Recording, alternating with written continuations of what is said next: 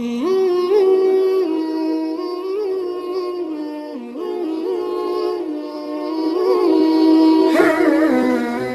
اللہ الرحمن الرحیم۔ السلام علیکم۔ اس وقت دنیا کے اندر کسی بھی جگہ پر دیکھا جائے تو معلوم ہوگا کہ سب سے زیادہ کسی قوم پر ظلم ہو رہا ہے تو وہ مسلمان ہیں۔ کشمیر، انڈیا، فلسطین، شام اور برما کے حالات آپ کے سامنے ہیں۔ ناظرین، اگر ہم تھوڑا پیچھے گزرے ہوئے حالات کا جائزہ لیں تو حالات بالکل اس کے مخالف تھے۔ مسلمان دنیا کی سب سے طاقتور قوم تھی اور سب سے بڑی حکومت مسلمانوں کی تھی۔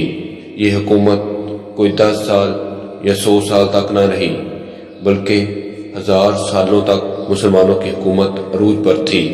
یہ صرف مسلمان مورخ ہی نہیں لکھتے بلکہ بڑے بڑے مغربی دانشور اور مورخ بھی لکھتے ہیں۔ عظیم مغربی مورخ جارج سارٹن لکھتے ہیں کہ 14ویں صدی عیسوی میں مسلمان دنیا کے بہت بڑے حصے پر حکمران تھے۔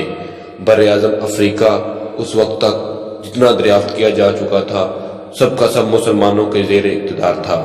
مشرق قریب اور مشرق وسطیٰ، وسط ایشیا کا ایک بڑا حصہ اور ہندوستان کا بیشتر اور بہترین حصہ انہی کے زیر نگین تھا۔ میں ہوں بلال مغل۔ ہسٹری ریئلٹی کی زبردست سیریز مسلمانوں کا 1000 سالہ عروج۔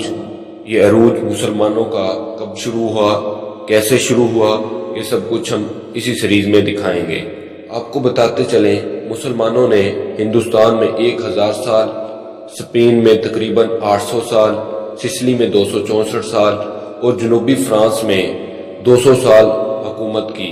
اس کے علاوہ ہم مسلمانوں نے البانیہ، بلغاریہ، یونان، یوگوسلاویہ، سروبیا اور پولینڈ پر بھی حکومت کی۔ 8ویں صدی سے 18ویں صدی عیسوی کے وسط تک ہم دنیا کے سپر پاور تھے۔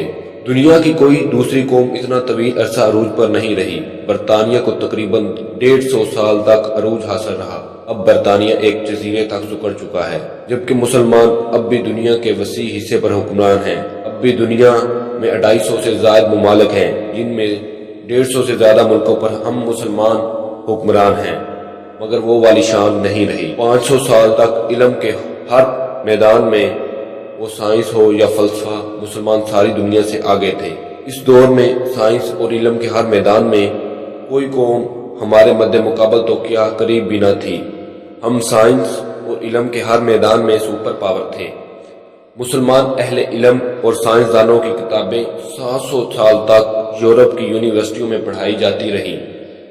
یورپ میں 15ویں صدی میں کوئی ایسا مصنف نہ تھا جو عربوں کا ناقل نہ ہو۔ راجر بیکن، جسے جدید سائنس کا بانی کہا جاتا ہے، پادری مز اور اس طرح کے بڑے بڑے مورخ، یہ سب عربوں کے شاگرد تھے یا ناقل۔ مسلمانوں نے یورپ کو بہت سے علوم سے روشناس کرایا۔ ان میں سے چند ایک یہ ہیں: علم فلکیات کے ساتھ جغرافیہ، علم ریاضی میں الجبرا، جیومیٹری اور ٹریگنومیٹری۔ عربوں ہی نے مغرب کو ہندسوں سے متعارف کرایا، یعنی کہ 1 2 3 4، جس سے حساب میں بہت آسانی آئی۔ یہ ہندسے مغرب میں عربی ہندسے کہلاتے تھے۔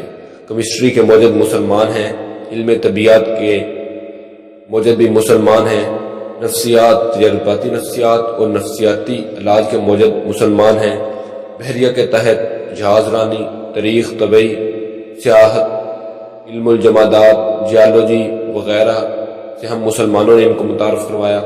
3 اہم ترین چیزیں، کاغذ، بارود اور کتب نما، جنہوں نے دنیا کو سب سے زیادہ متاثر کیا، اس سے بھی یورپ کو مسلمانوں ہی نے متعارف کروایا۔ عظیم یورپی مورخ بریفارٹ لکھتے ہیں، یہ امر قریب قریب یقینی ہے کہ عربوں کے بغیر یورپ کی جدید تہذیب رونما نہیں ہو سکتی، اور یہ بات تو قطعی طور پر یقینی ہے، ان کے بغیر اس تہذیب کو وہ منصب حاصل نہ ہوتا جس نے اسے ارتقاء کے پچھلے تمام مدارج سے بلند کر دیا۔ یوں تو یورپی نشوونما کا کوئی ایک پہلو بھی ایسا نہیں جس میں اسلامی تہذیب کا سراغ نہ ملے، مگر نیچرل سائنس اور سائنسی مزاج پیدا کرنے میں جو نئی دنیا کی سب سے بڑی امتیازی قوت اور اس کے کامیابی کا سب سے بڑا ماخذ ہے، اس تہذیب نے بلا شان کردار ادا کیا۔ ڈاکٹر ڈریپر مارکا مذہب و سائنس میں لکھتے ہیں، زمانہ وسطیٰ میں یورپ کا بیشتر حصہ لک و دک بیاباں یا بے راہ جنگل تھا۔ کہیں کہیں راہبوں کی خانقاہیں اور چھوٹی چھوٹی بستیاں آباد تھیں۔ جا بجا دلدنے اور غلیظ جوہر تھے۔ لندن اور پیرس جیسے شہروں میں لکڑی کے ایسے مکانات تھے جن کی چھتیں گھاس کی تھیں۔ فرش کے اوپر گھاس بچھاتے اور بھینس کے سینگ میں شراب ڈال کر پیتے تھے۔ صفائی کا کوئی انتظام نہ تھا، نہ گندے پانی کو نکالنے کے لیے نالیاں۔ گلیوں میں فضلے کے ڈھیر لگے رہتے تھے کیونکہ سڑکوں پر بے انداز کچڑ ہوتا تھا۔ روشنی کا کوئی انتظام نہیں تھا، اس لیے رات کے وقت جو شخص گھر سے نکلتا وہ کچڑ میں لت پت ہو جاتا۔ تنگی رہائش کا یہ عالم کہ گھر کے تمام آدمی اپنی مویشیوں سمیت ایک ہی کمرے میں سوتے۔ عوام ایک ہی لباس کو سالہ سال پہنتی تھی جسے دھوتے نہیں تھے، جو نتیجتاً میلا اور بدبودار ہو جاتا۔ نہانا گناہ سمجھا جاتا تھا۔ غلیظ جسم میلے لباس کی وجہ سے جوؤں کی کثرت تھی۔ فکر و فاقہ کا یہ عالم کہ لوگ سبزیاں، پتے اور درخت کی چھال ابال کر کھاتے تھے۔ دوسری طرف اس زمانے میں کرتبہ ہو یا بغداد اور دمشق، یہ تہذیب اور تمدن کے چمکتے دمکتے نمونے تھے۔ ان کے مکان پختہ، گلیاں صاف ستھری، کھلی اور سیدھی اور پختہ تھیں۔ سارے شہر رات کو سٹریٹ لائٹس اور منور اور روشن ہوتے تھے۔ ہر گھر میں پانی پہنچانے کا بندوبست، گندے پانی کے نکاس کے لیے پختہ نالیاں یعنی اعلیٰ سیوریج سسٹم۔